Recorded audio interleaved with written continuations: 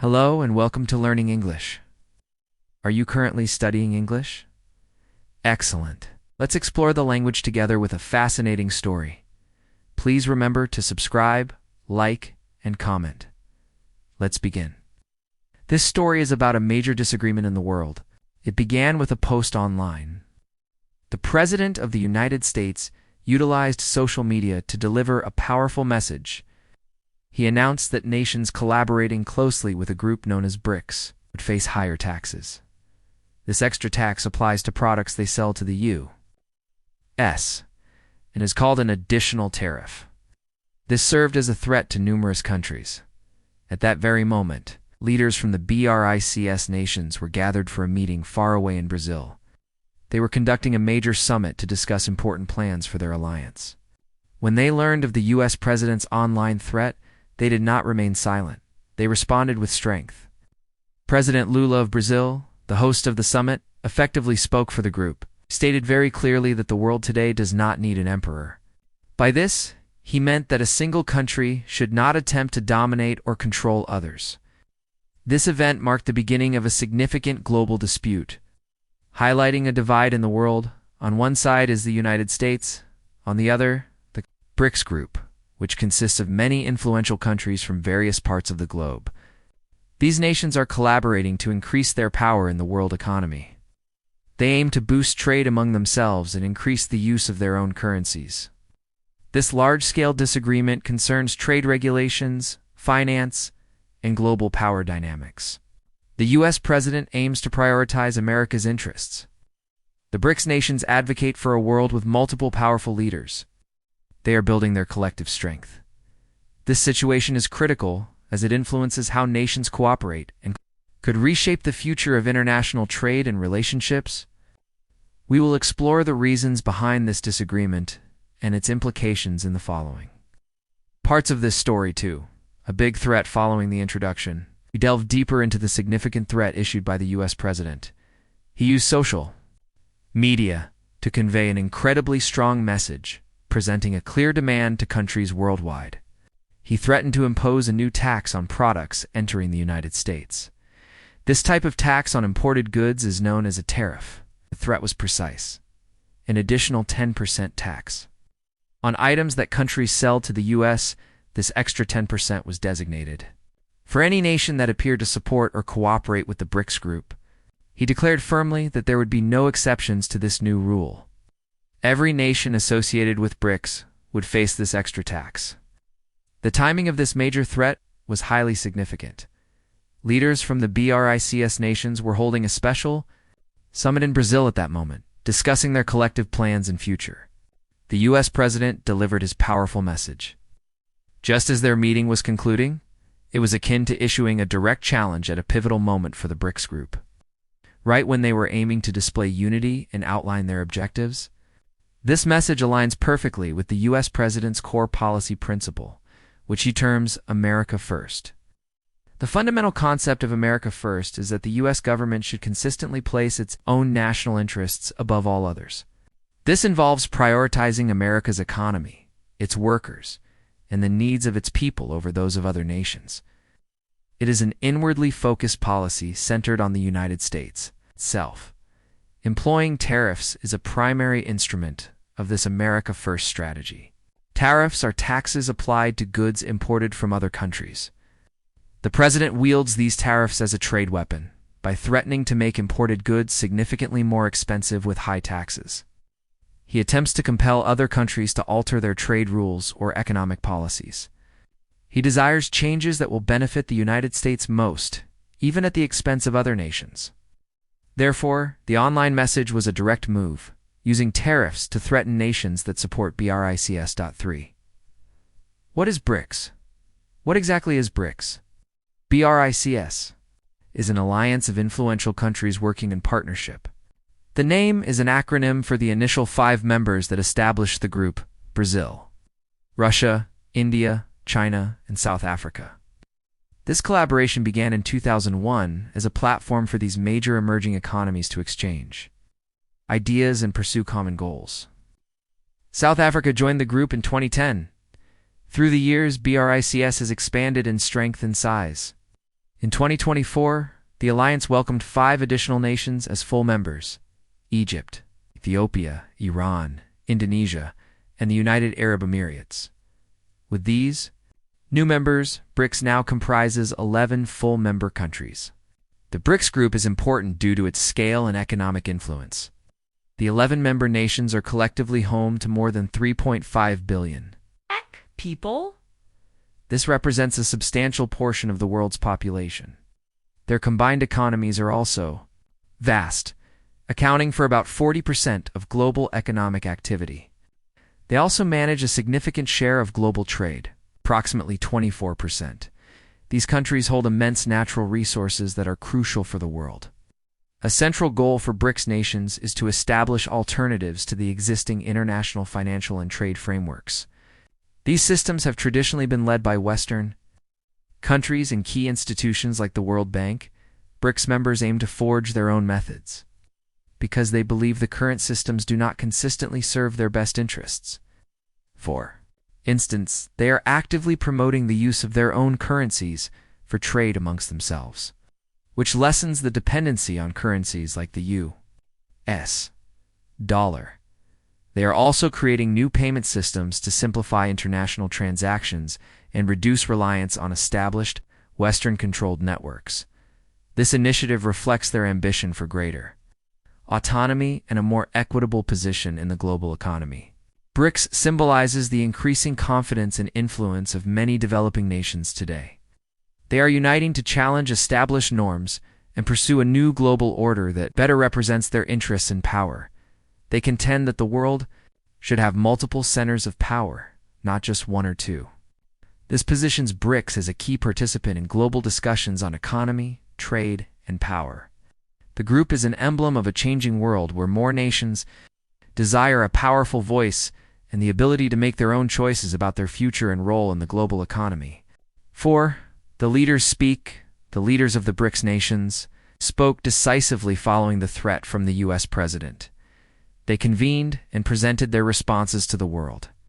The president of Brazil, Mr. Lula, spoke with powerful emotion. He declared that the world has changed. He made a very direct statement. The world does not want one nation to act like an emperor. An emperor is a monarch with absolute authority over all. Mr. Lula's point was that no single country should attempt to dominate other nations or issue threats to them. He expressed that he found it neither responsible nor serious for the president of a major country like the United States to use the internet to threaten nations globally. Mr. Lula clarified that the BRICS group is endeavoring to create a new structure for the world economy. They seek a system that is more equitable and beneficial to many countries, especially developing ones, not just the powerful, wealthy nations. He perceived that BRICS is gaining importance, which might be unsettling or concerning for some established world powers. However, he asserted that the primary objective of BRICS is not to cause conflict, but to provide new opportunities in trade and finance for its members and other nations. Next, the president of South Africa, Mr. Ramaphosa, offered his response. He chose calm and considered words. He argued that powerful countries should not seek retribution or attempt to penalize other nations that are working for positive global outcomes. He was explicit that the BRICS group is not trying to position itself against any other power. Mr. Ramaphosa stated that BRICS has no desire to engage in negative competition or harm other countries. He expressed his belief that it would be feasible for the BRICS nations and the United States to reach a favorable agreement on trade and other issues through dialogue and by finding common ground, showing optimism for diplomacy and peaceful negotiations. China, the largest economy within the BRICS alliance, also replied to the threat. A spokesperson for the Chinese government delivered the country's statement. China asserted that engaging in trade wars by using high tariffs on goods is beneficial to no one. They remarked that trade wars have no victors, implying that everyone ultimately loses.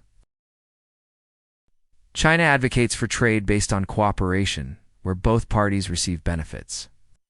They use the term win-win cooperation to articulate their vision for how trade should operate. They also emphasize that the collaboration within BRICS is not directed at any specific country outside the group. Finally, Russia presented its perspective on the matter. A government representative from Russia stated that the cooperation within the BRICS group is peaceful in nature. They affirmed that the collective actions of BRICS countries have never been directed against any third party and will not be in the future. Russia views BRICS as an association of nations that hold similar worldviews. They aim to collaborate, based on their own interests, but without causing harm to other nations. The statements from the BRICS leaders indicated their displeasure with the U.S. president's threat. They sought to demonstrate that their group is committed to goals of peace and fairness in the global economy, and that they will defend their position. 5. The fight for money. For a considerable time, the U.S. dollar has held a position of great importance in the world. Nations use it for cross-border purchases and sales. It is also held as reserves in central banks. This situation grants the United States significant influence over the global financial system. The BRICS countries aim to alter this dynamic. They believe the dollar holds excessive power. They intend to increase the use of their own currencies when trading with one another. This is a central element of their strategy to construct a different type of global economy. BRICS nations are already implementing new methods for trade that bypass the dollar. They are increasing trade using their own currencies, such as the Chinese yuan or the Brazilian real.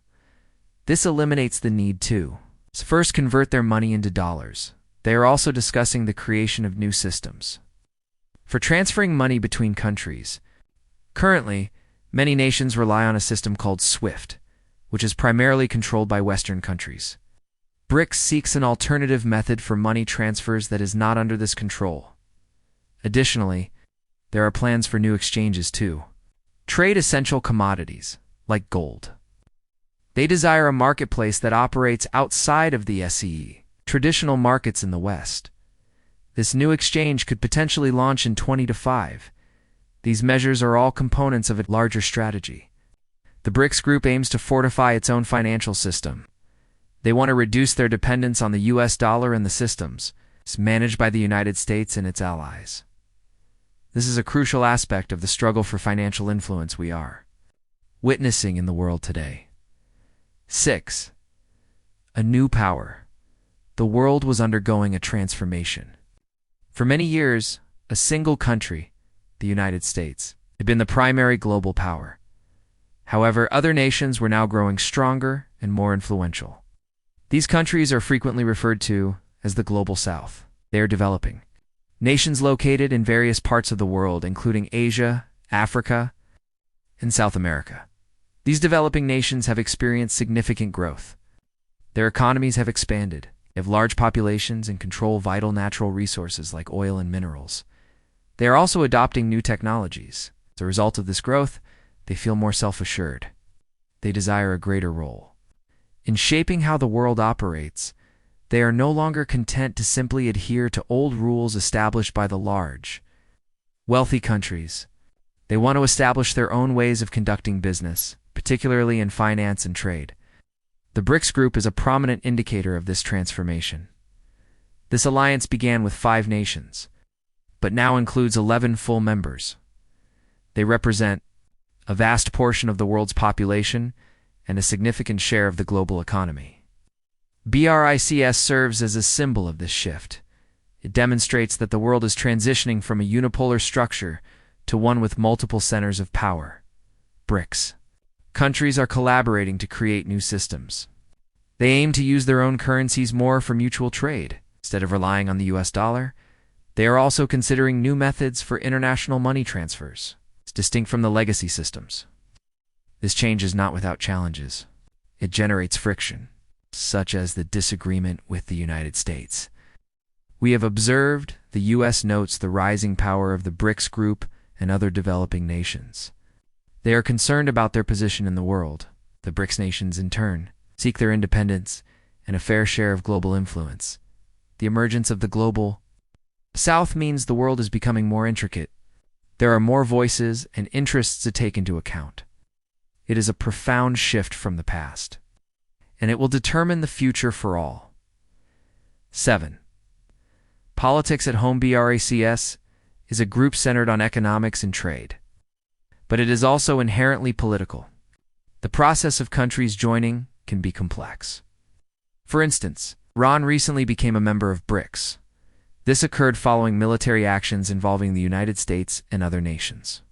This context demonstrated that Brics is engaged in global issues that extend beyond mere commerce, complicating the relationship between the U.S. and the alliance. National leaders do not only consider foreign countries, they also think about their own populace. Domestic politics is extremely important. Leaders want their citizens to be satisfied with their performance to remain in power. The President of the United States must consider his electorate. Many of his supporters appreciate it when he appears strong and seems to be protecting the nation's businesses and jobs. Therefore, when he discusses imposing taxes on goods from other countries, it can enhance his strong image among his voters. He aims to show he is prioritizing his own country's interests, which benefits him politically at home. Leaders in Brics countries must also think about their people. They want to demonstrate their country's importance on the world stage. They want to project an image of independence, free from the control of one dominant country. When they unite and speak firmly to the U.S. President, it can improve their standing with their own citizens. It shows they are advocating for their nation's place in the world. This drive to appear independent is a powerful political motivation for their actions. Consequently, the disagreement between the U.S. and Brics is not solely about finance or trade regulations. It is also about power, its global leadership, and the actions leaders must take for their domestic constituents. The political requirements of leaders at home add another layer of difficulty to the situation. 8. The world watches. The situation between the United States and the Brics nations had become exceedingly tense. The dispute over trade and power had evolved into a significant issue. The entire world was observing closely to see what would unfold. Many analysts were concerned. They understood the risks were substantial. If the two sides failed to find a resolution, the global economy could suffer severe damage, or a major trade conflict involving numerous additional taxes on goods could halt international commerce. This could lead to reduced national incomes and hardship for many people globally. Businesses could incur losses and consumer prices could rise for families. The global economy is deeply interconnected. Countries constantly engage in buying and selling with one another. If this system falters, it negatively impacts everyone. It is comparable to components of a large machine failing to work in unison. The global economy relies on cooperation between countries. So what are the potential outcomes? There were several possibilities. The nations could persist in their arguments and impose more tariffs on goods. This was a route toward escalating conflict. Alternatively, the leaders could attempt to engage in dialogue. They could seek a peaceful resolution. Perhaps they could devise a new trading system that would be more effective for all parties. Some leaders had already voiced that the world does not need a single country acting like an emperor, dictating terms to everyone else. The world requires nations to collaborate as equals. It needs wise leaders capable of benefiting the world, not just their own nation. Cooperation appeared to be a far more constructive path forward than conflict. The future remained uncertain. Would there be increased conflict or a shift towards peace? The decisions made by these powerful countries would affect every corner of the globe. The prevailing hope was for dialogue and understanding, not for more threats and disagreements. What do you believe is the most effective way for countries to resolve major problems like this one?